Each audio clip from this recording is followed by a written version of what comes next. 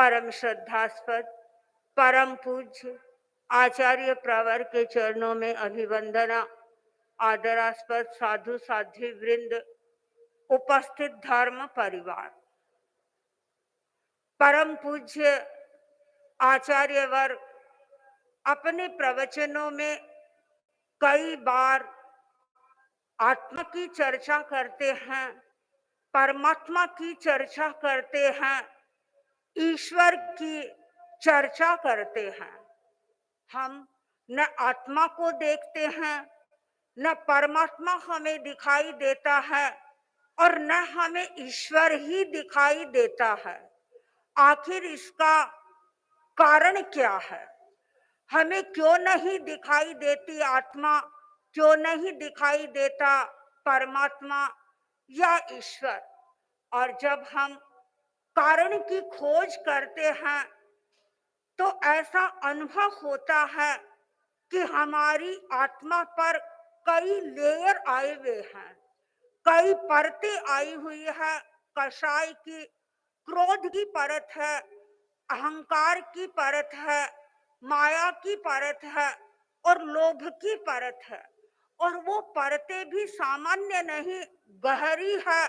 और उन गहरी परतों के कारण हम आत्मा को देख नहीं पाते हैं, न ही परमात्मा की हम अनुभूति कर पाते हैं। प्रश्न है कि ये जो अशुद्धि आत्मा पर लगी हुई है, इस अशुद्धि को हम दूर कैसे करें? इस अपवित्रता को हम दूर कैसे करें? मन में यह जिज्ञासा पैदा हुई। समाधान मुझे मिला 10वें आलीय सूत्र के 8वें अध्याय में। वहां बताया गया है कि यदि तुम्हें आत्मा को शुद्ध रखना है तो उसके लिए तुम्हें स्वाध्याय करना होगा। सज्जाय सज्जान रयस्य ताइनो अपाव भावस्य तवे रयस्य विसुज्झई जंसी मले पुरा कडं समीरियं रूपमलंग वजोइनो। एक व्यक्ति जो सोने को प्राप्त करना चाहता है, वह सोने को पहले शुद्ध करता है।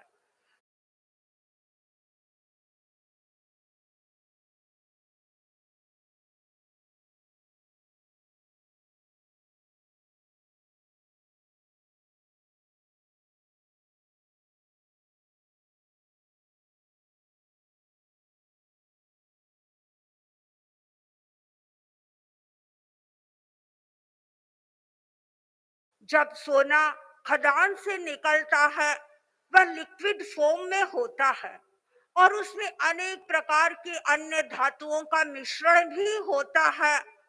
किंतु स्वर्णकार उस सब जो मिश्रण है, उस मिश्रण को दूर कर देता है, अग्नि में उसे तपाता है और तपाने के बाद जब उसका जो मूल स्वरूप है, उज्जवल स्वरूप, चमक उसमें दिखाई देने लगती है और हमें सोने का सही रूप दिखाई देता है।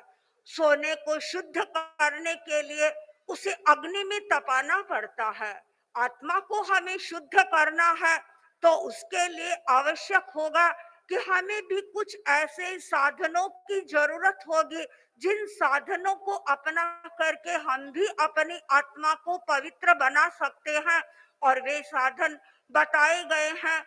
स्वाध्याय, स्वाध्याय करो, तुम्हारी आत्मा पवित्र बनेगी। ध्यान करो, तुम्हारी आत्मा पवित्र बनेगी। और तीसरी जो महत्वपूर्ण बात बताई है, अपाव भावस्य, यानी तुम अपने भावों को निर्मल रखो, तुम्हारी आत्मा पवित्र बन जाएगी। तपस्या करो, तपस्या के द्वारा भी तुम्हारी आत्मा पवित्र बन जाएगी। आज मैं चर्चा कर रही हूँ भावों के संदर्भ में। हम अपने भावों की शुद्धि का अभ्यास करें। पवित्रता का अपना बहुत बड़ा महत्व होता है। ध्यान सूत्र में 5 प्रकार के से शुद्धि की जाती है, बताया गया है। पहला प्रकार बताया है, एक व्यक्ति पृथ्वी के द्वारा शुद्धि करता है। गृहस्थ अवस्था में गृहस्थ लोगों को देखते हैं। कई लोग जिन्हें बर्तन साफ करने हैं तो वो मिट्टी के द्वारा बर्तनों को साफ करते हैं। पानी के द्वारा भी शुद्धि की जा सकती है। लोग वस्त्र कपड़े धोते हैं, पानी के द्वारा पात्र धोते हैं। पानी के द्वारा जमीन की सफाई करनी है, पानी का उपयोग करते हैं तो पानी के द्वारा भी शुद्धि की जा सकती है।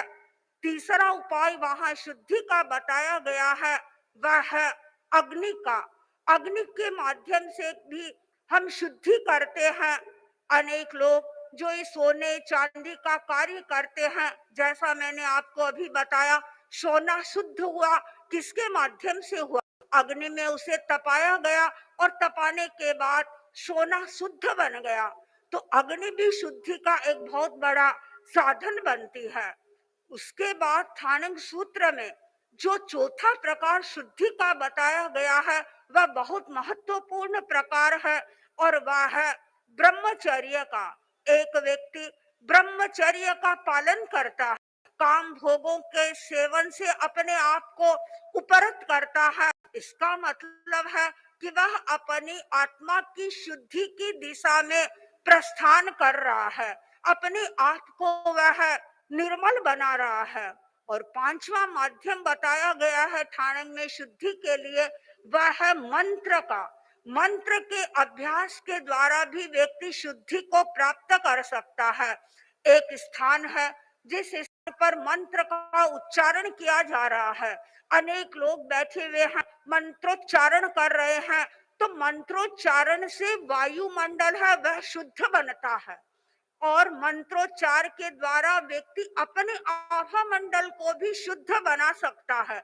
तो ये 5 साधन ठाणंग सूत्र में बताए गए हैं जिनके द्वारा व्यक्ति शुद्धि को प्राप्त कर सकता है।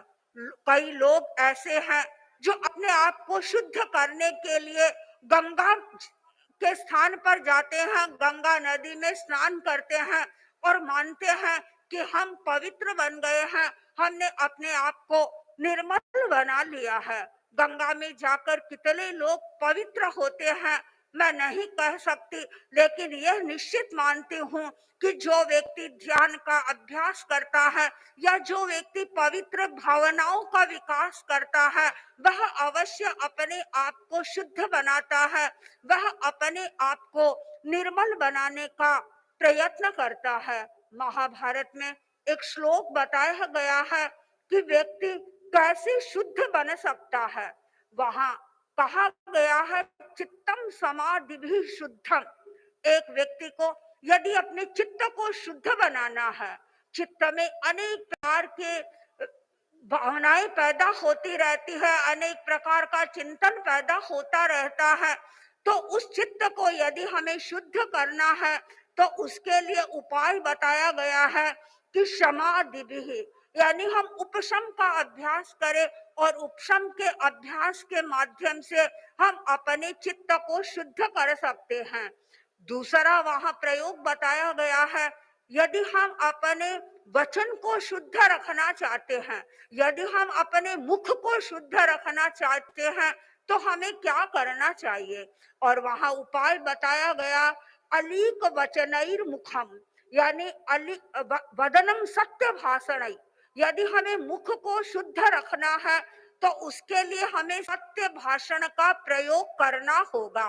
वचन शुद्धि के लिए आवश्यक है कि व्यक्ति सत्य भाषा का अभ्यास करे और जो व्यक्ति सत्य भाषा का प्रयोग करता है उसका अपने आप वचन शुद्ध होता है।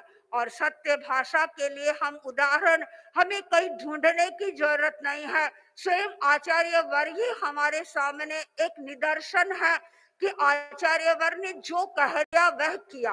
क्यों किया? इसलिए कि मैंने उन शब्दों को उच्चारित कर दिया था। मुझे गांव का नाम याद नहीं आ रहा है। एक बार आचार्य वर्ग ने लोगों को कह दिया था कि हाँ उन दुकानों को परसने का भाव है, और पता नहीं रास्ते में वो दुकानें कैसे छूट गई और आचार्य वर्ग अपने स्थान पर पधार गए और बाद में थोड़ी ही देर में आचार्यवर को स्मृति में आया कि नहीं, मैंने उनको कहा था। तो आचार्यवर स्वयं वहां वापस पधारे और उन दुकानों में जिनके बारे में आचार्यवर ने अपने शब्द दिए थे, यानी आचार्यवर का एक भी शब्द ऐसा नहीं होता है जो यथार्थता से किंचित मात्र भी दूर होता है, यानी जैसा कहते हैं वैसा करते हैं। और जो व्यक्ति इस प्रकार की स्थिति में लीन रहता है, वह व्यक्ति अपनी पवित्रता को उत्तरोत्तर वृद्धिंगत करता रहता है। तीसरा उपाय बताया गया है ब्रह्मचर्यादिभिकाय है। व्यक्ति अपने यदि शरीर को शुद्ध रखना चाहता है तो महाभारत में उपाय बताया गया है कि तुम ब्रह्मचर्य का प्रयोग करो। और जो व्यक्ति ब्रह्मचर्य का अपने जीवन में प्रयोग करता है वह अपनी ऊर्जा का विकास करता है, वह अपनी शक्ति का विकास करता है। शक्ति का जो क्षरण हो रहा है, शक्ति जो अधोमुखी हो रही है, उस अधोमुखी शक्ति को वह ऊर्ध्वमुखी बना लेता है, वह अपनी शक्ति का संचय करता है, वह व्यक्ति अपनी पवित्रता का विकास करता है। तो हमें अपने भावों को शुद्ध करना है। भावों को शुद्ध करने के लिए हमें अपने योगों की ओर ध्यान देना होगा कि हम किस प्रकार अपने मन के योग को शुद्ध रखें, किस प्रकार हम वचन के योग को शुद्ध रखें और किस प्रकार हम अपने काया के योग को शुद्ध रखें। यदि हम अपने मन, वचन और काय के योगों को शुद्ध रखते हैं तो इसका अर्थ है कि हम अपने भाव शुद्धि की दिशा में प्रस्थान कर रहे हैं, भाव शुद्धि की दिशा में आगे बढ़ रहे हैं।